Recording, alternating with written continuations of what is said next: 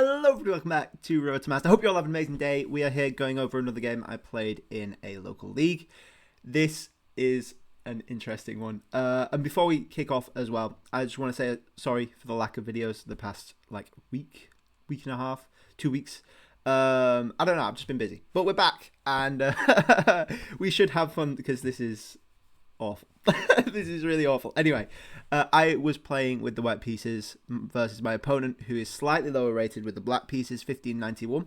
I had an accuracy of 83.8 versus their accuracy of 84.0. So that might give you a hint as to where this game is going.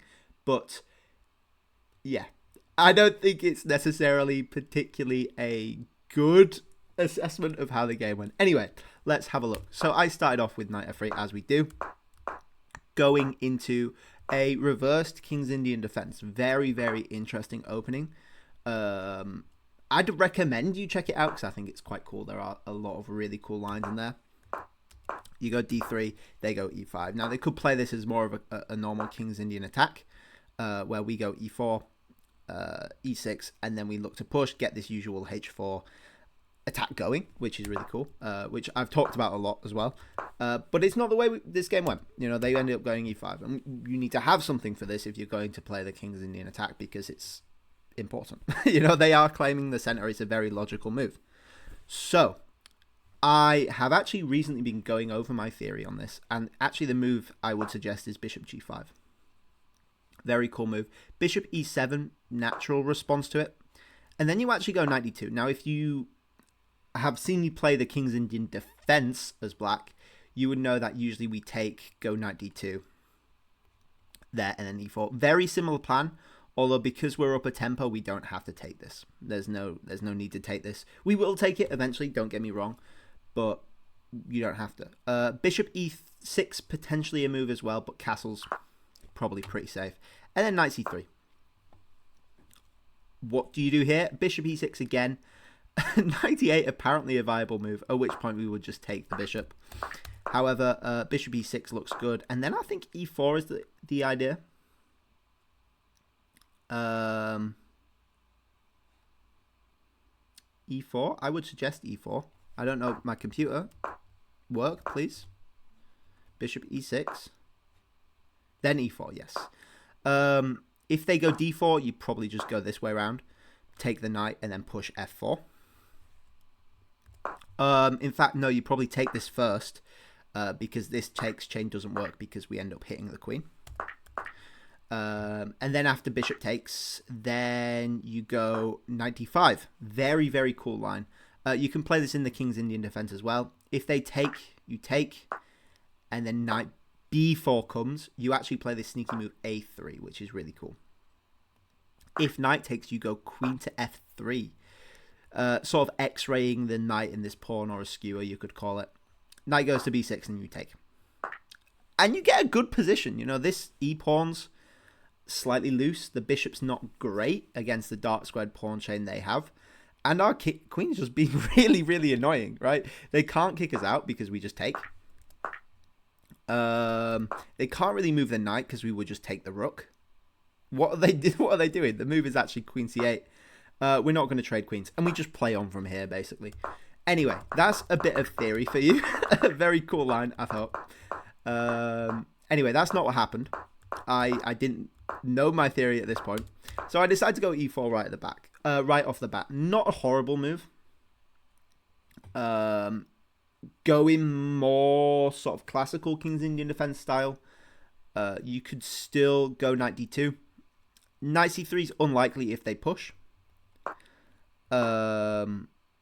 Or you could go knight d2 this way, and then maybe a4, knight a3, and you look for this c4 square potentially, and then f4 if you see fit potentially.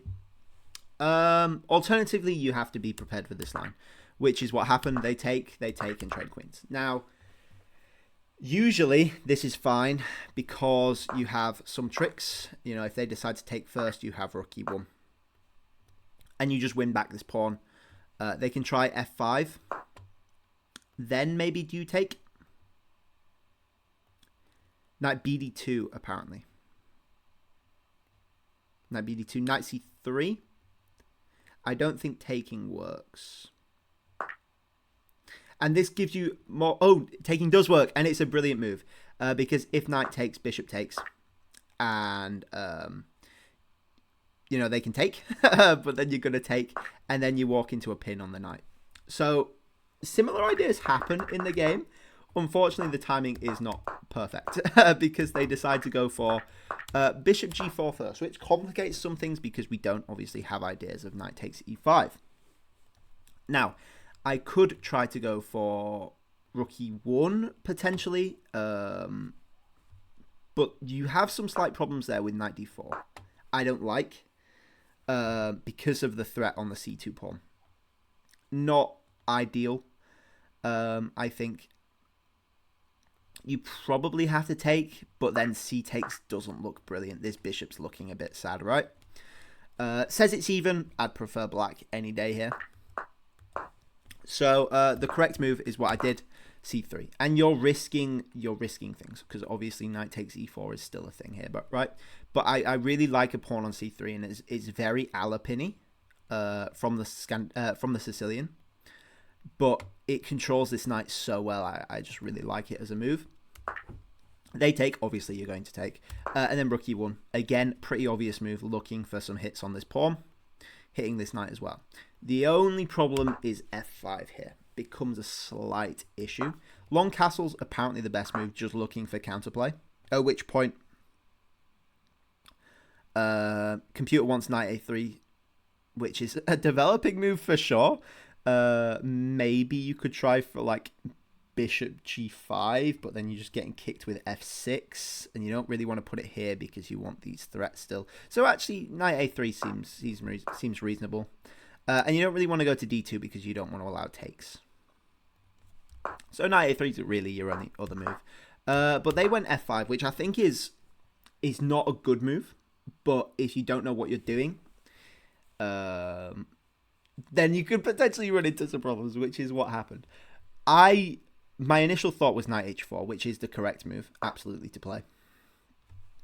And they can try g5, but then you just take this f pawn.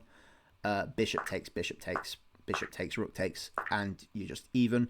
You've got good development. They've got a ton of weak pawns, and you're all good, basically. You're all good. Long castles, maybe. Just looking for some play, but then maybe just knight d2, I think works. Cutting off some play, and then you go knight f3, and then you can support the e1 square with the rook as well, and your bishop will open up shortly. That works. There is also, I think, the possibility of knight d2 working, knight bd2 potentially working. Just because this threat on e5 is still there. You know, if they take, maybe you can take straight away with some discovered threats on the knight.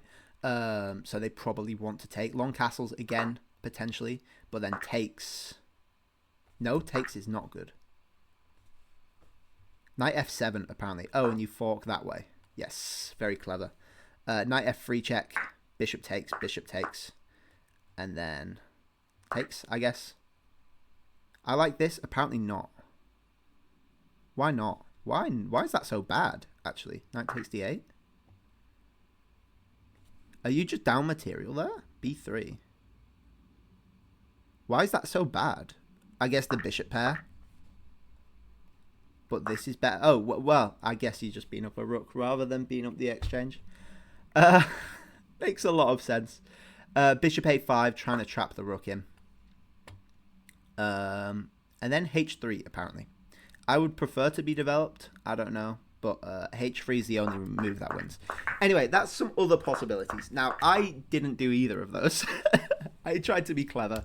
And I thought here, like we saw earlier, knight takes e5. Now you will see the eval bar completely drop, and for good reason as well, which I didn't see. I completely missed that black had the opportunity of long castling. Now long castling here straight away doesn't work, because we can take here maybe on c6, and maybe as well we have some f3 ideas, forking the knight and bishop. Unfortunately, they do take, right? And then what are we doing? What are we doing? Bishop takes seems natural, right? Bishop f4, apparently the best move. The problem is you don't have f3 because they've got 2 attackers and you've got 1 defender. So, yeah, you just lost, basically. You're just down a piece. So I took, and then long castles here is what I missed. If they take, I think this is fine for me. No, it's still not good for me because they still have long castles at the end of it. But my point was that I was hitting both the knight and the bishop at the same time. And maybe I can do something here, right? They can't really defend the knight because I guess bishop f4 works, right? Bishop f5 apparently better. Don't know why, but we'll take their word for it. But long castles does just save the day, I think. F takes E, slightly more accurate, but it goes the same direction, basically. They allow us to take f5 with check, but it's still not the best. I thought about maybe going f3 here. f4 apparently potentially playable as well. But I decided to do the stupid thing and take, because again, I get the piece, but the problem is, after rook d1, what am I doing? What am I doing? I've got this problem. Yes, they can take and we're going to take, but then this knight's going to be completely pinned to this rook forever, and this rook's going to be pinned to the knight forever. So I can't do anything at all, which is great. So we went down this road, and I tried my best to weasel my way out of this. I don't think bishop d6 here is the best because I can potentially hit that, which is what I did. I think here just g6 works really, really well. Apparently in accuracy. Bishop e7. Oh, and then you go to f6. So the problem, the point of g6 is I want the bishop on this diagonal, but bishop e7 going to f6 supported by the pawn, much safer and better way to do it. But they went this way, gave me some tempos, and then knight c7, necessary, but it allows me some potential future tactics to get out of things, which we will see shortly, starting with c4. Now, the knight and bishop are here. The king and bishop are here, sorry. What am I looking at? I'm looking at this juicy b5 square, which I can potentially fork. And actually, it could potentially be very nasty, starting with c4. If they carried on, which is what they did, rook e8, I actually go knight c3. Looking for this. Now, they have to take this, otherwise they just lose. And I get this c5 square, and if they actually go king c3, this is just mate. Right? So I'm trying to set up my tricks. Unfortunately, they don't have to do any of this, right? They don't have to play rook e8. They can simply just go a6. And then again, what am I doing? You know, I've no longer got b5 as an option. What am I absolutely doing? I have no time to play f3 and then king f2 and try to fix this and get my rook on e1 to defend this. I have no time to do that. So it's just over here. I probably would have resigned if they played a6. But the computer likes rook e8 because it's a computer, right? But a6 completely kills all of my counterplay. Knight c3. They luckily fell for the trap, and now I get the exchange back. Unfortunately, I am just down the exchange here because I've lost a piece. I've lost a piece and then won the exchange and then lost my rook. So I am down a piece. I think that's how that math works. Except I've got an extra pawn, which I don't actually have for much longer because they go ahead and take a2. And here I have a very, very long series of moves where I try weasel my way out of this situation. Starting with rook d2, defending this. And then I want knight c3. This rook has to go back to a1. If you go this way, I mean, what are you doing? You can't ever go to b5, so you're not escaping, so you've got to go down to a1. They can't really leave my knight here, by the way, because potentially there are some future back rank mates that happen, so it makes sense. And then I go to d7, trying to provoke an invade somehow.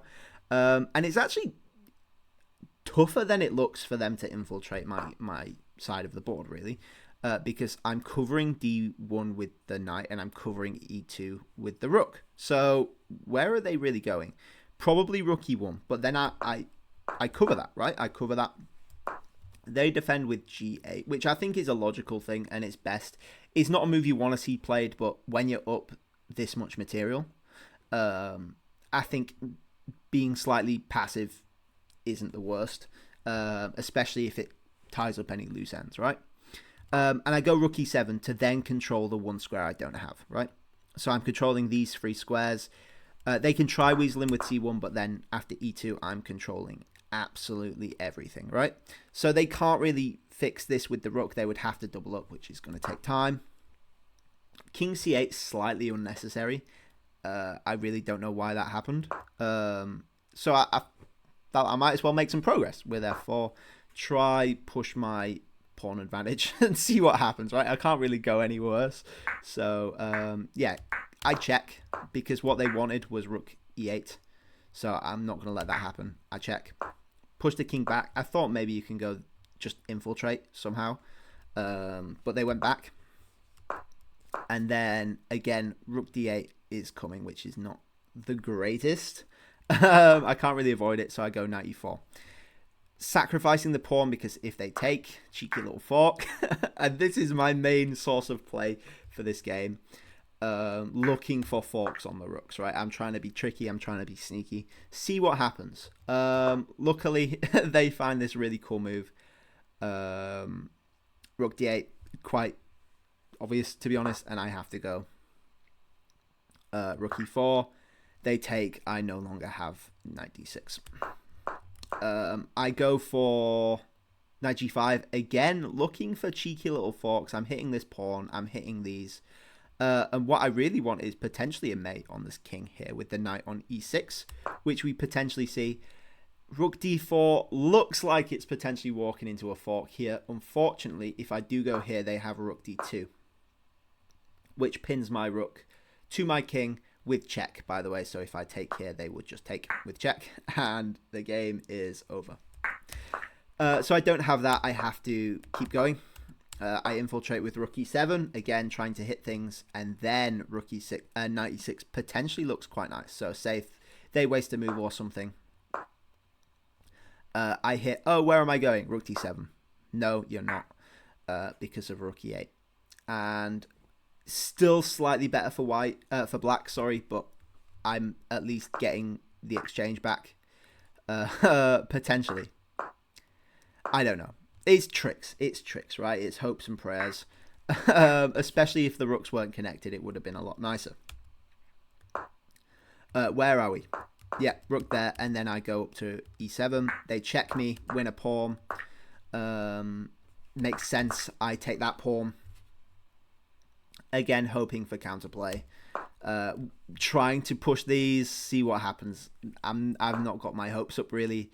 Go for knight e6, and here again. Knight d7 actually just leads to mate, which is quite cool. Very cool tricks.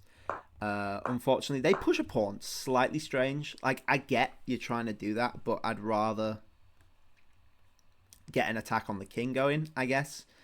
Seems slightly unnecessary. It wants c4. I guess that's the more advanced pawn. I don't really know. Computers are going to be weird like that. I go knight e6, rook d2, doubling up on the second rank, looking for takes h2 check.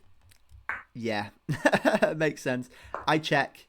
They allow this, by the way, you know, going knight, rook d2. They allow this series of checks where I pick up this c pawn, which is probably actually a reason why they wanted to play c4 earlier.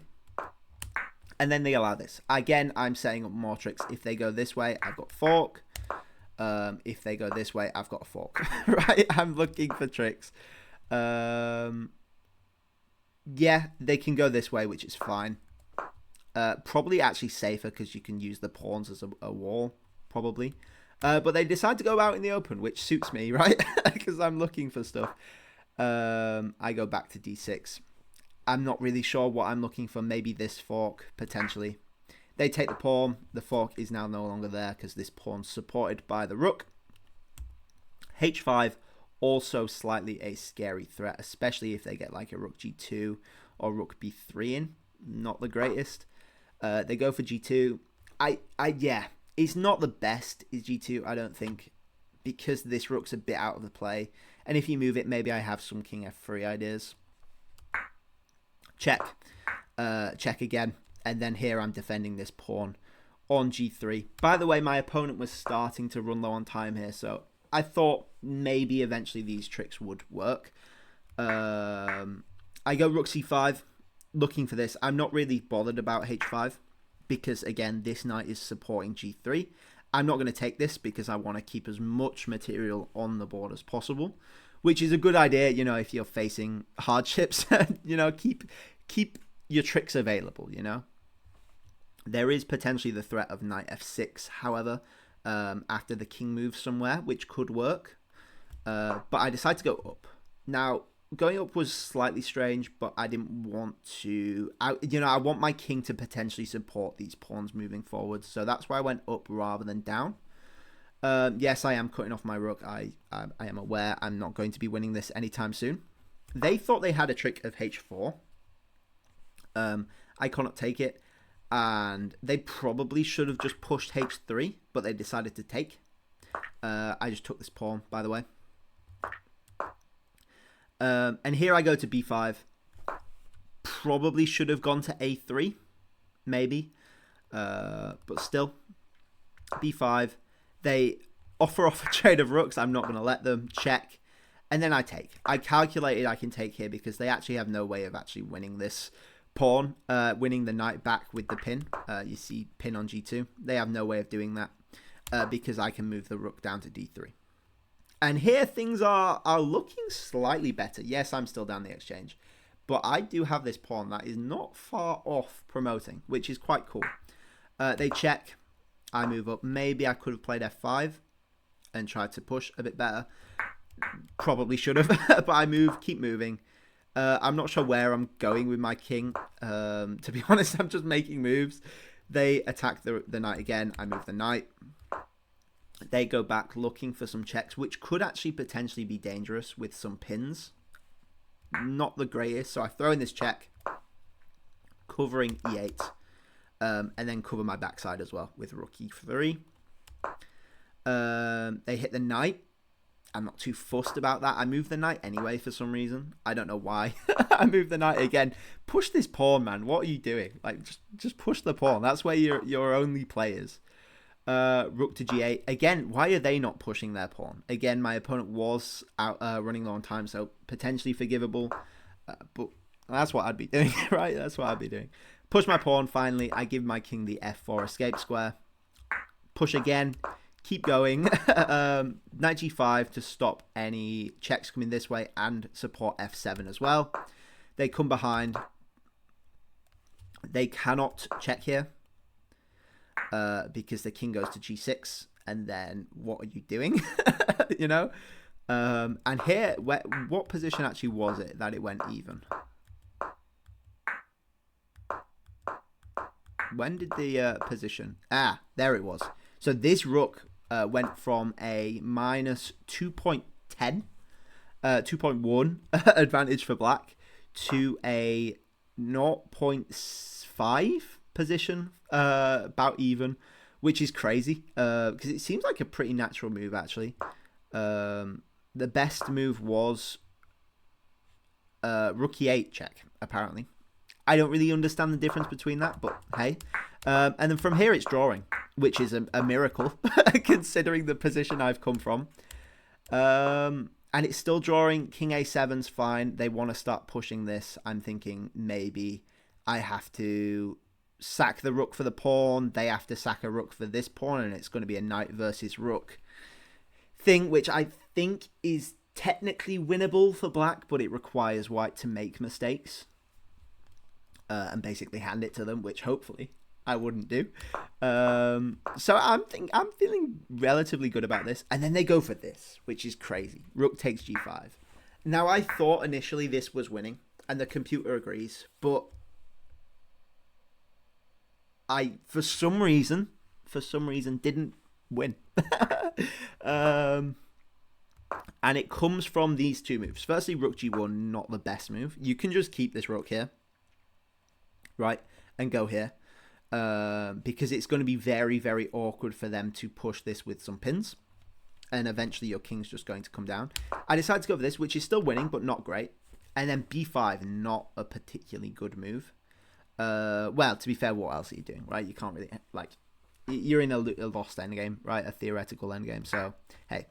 And then this is where I mess up severely. Rook a1 check, completely unnecessary. You just go king g7. And then what is black doing? You can try this and drag my king away further. Oops. If I can click the right square, oh my gosh. There we go. But then what's happening here? You know, b4, I'm just going to come this way. Nope, that's losing. You go rook g5 and cut off the king completely from the pawn. And if they try to march the king down with the pawn, you keep going like this. And eventually you will you will be able to stop the pawn with the king. And things are all good. If they go here, you just go rook b1, right? King a2, and then rook c2. And you're able to stop the pawn. I did the worst possible thing I could have done and checked. Now, the reason this check doesn't work is because you're actually bringing their king closer to your king. Rather than sort of forcing the king down this A file, which is quite awkward, you're giving them time to bring the king over closer to your king. So they're able to actually shoulder your king out of the game, which we will see. And here my king's just completely cut out, right? Rather than them being further away where they don't have time, like I don't have access to this square anymore, which is so frustrating. But to be honest, in the moment, I was just happy I didn't lose, right? I was just happy I didn't lose. We played on here, I think. Actually, no, I offered a draw here, I think. And he accepted. So, yeah. I was just happy I didn't lose here. Thinking back, it's a very simple win, actually. And following basic rules, you don't move the king. You don't make the king move closer to a better position for them, right? I don't know what I was thinking, but hey, you know, it happened. And that definitely wasn't the worst part about this game. Well, maybe it was, but who cares? Yeah, it's a game. It's fun. And I managed to save that somehow and then not save it. Anyway, I hope you all enjoyed that. Thank you all so much for watching. Please like if you liked. Please subscribe if you really liked. And I'll catch you guys all later. Bye-bye.